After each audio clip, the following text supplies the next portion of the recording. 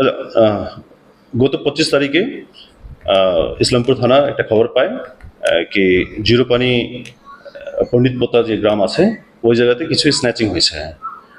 তো as per information police যখন ওখানে যায় তখন বোঝা গেল কি ওরা গুঞ্জুরিয়া দিকে পালিয়ে গেছে। তারপর অ্যাজ পার ইনফরমেশন আমরা গুঞ্জুরিয়া থেকে যখন যাই পুলিশ, তো ওইখানে একজনকে আটক করে, যখন আটক করা হয় তখন ওর কাছ থেকে একটা মোবাইল পাওয়া যায়। তো তার সঙ্গে আরও 3জন ছিল, ও 3জনকে আটক করা হয়। তো যে মোবাইল আছে মোবাইলটা আমরা যখন ভেরিফাই করি, তো ভেরিফাই করার সময় বোঝা গেল কি যে স্ন্যাচড একটা মোবাইল ছিল তার মধ্যে থেকে সেটা মোবাইল। তো 4জনকে আমরা থানাতে নিয়ে আসা হলো। তবে একটা ফর্মাল কমপ্লেন পাওয়া যায়। অ্যাজ পার ফর্মাল কমপ্লেন একটা কেস করা হয়। আর কেসে যখন কমপ্লেন পাওয়া যায় তখন বোঝা গেল কি 6জন আসামি ছিল।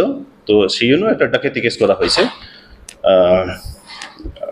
আর মানে একটা আর্মস ছিল বলে একটা খবর ছিল আপনার কমপ্লেনের মধ্যে, সেই জন্য আর্মস অ্যাক্টও করা হয়েছে।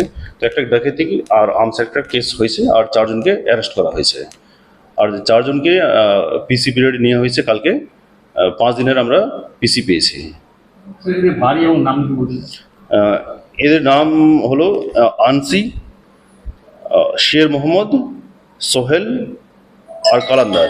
এনারা 4জনই গুঞ্জিরিয়া বাজারের বাসিন্দা। এরাকে তো ইসলাম প্রচুর একাধিক ডাকাতের ঘটনা হচ্ছে, এই 4জন কি ওই ডাকাতের সঙ্গে যুক্ত? এটা আমরা খবর নিচ্ছি, পুরোনো কেসগুলো দেখা হচ্ছে। আর এদের যে মানে ক্রিমিনাল অ্যান্টিসিডেন্ট বলা হয় সেটা আমরা নিচ্ছি। আর যদি শুধু সেটা না, আমরা অন্য যে থানা থেকে আমরা খবর নিচ্ছি কি অন্য কোনো থানাতে এদের এগেনস্টে কোনো কেস আছে কি নেই। আর তাছাড়া এদের কোনো অ্যাসোসিয়েট আর কে কে ছিলেন, এনাদের মানে সাথীরা কারা ছিলেন, সেটাও আমরা রিমান্ড পিরিয়ডের মধ্যে নিব। ক্রিমিনাল ব্যাকগ্রাউন্ড অ্যাজ সাচ আমরা ডাইরেক্টলি পাইনি এখন অব্দি, যেহেতু জাস্ট রিমান্ড পিরিয়ডে আমরা কালকেই নিয়েছি, তো আমাদের কাছে সময় আছে। আর তাছাড়া বলে রাখি কি আমরা যে স্ন্যাচ জিনিস আছে, টোটাল 4টা মোবাইল স্ন্যাচিং হয়েছিল, একটা রূপোর মালা স্ন্যাচিং হয়েছিল আর 4,000 টাকার স্ন্যাচিং হয়েছিল। তার মধ্যে থেকে আমরা একটা মোবাইল আমরা রিকভারি করেছি। আর একটা নেকলেস মানে রূপোর মালা যে আছে সেটা আমরা রিকভারি করতে পেরেছি। আর ডিউরিং রিমান্ড পিরিয়ড আমরা নিশ্চয় অন্যগুলো রিকভারি হবে।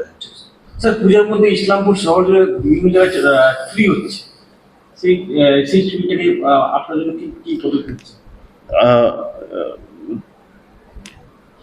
মানে পুলিশের অনেক ভূমিকার মধ্যে একটা ভূমিকা হলো আসামি ধরা, চুরিগুলো আটকানোর জন্য। তো তার মধ্যে এইটা আমাদের একটা সাফল্য আমরা পেয়েছি। তো নিশ্চয় আশা করি কি এই ধরনের যদি আমরা কিছু সাফল্য আরও পাই, চুরিগুলো নিশ্চয় আটকাবে। স্যার, বুঝলাম যে পুজোর আগে তো বিহার বর্ডার সীমান্ত এলাকাগুলোতে নাকা চেকিং এর একটা ব্যবস্থা হয়, এই বছর কি এখন শুরু হয়েছে?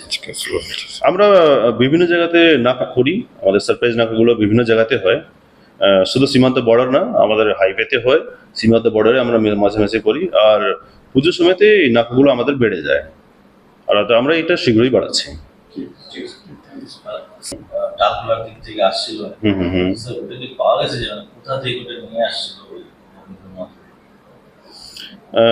এইটা আমি আপনাকে আপডেট একটু পরে জানাচ্ছি।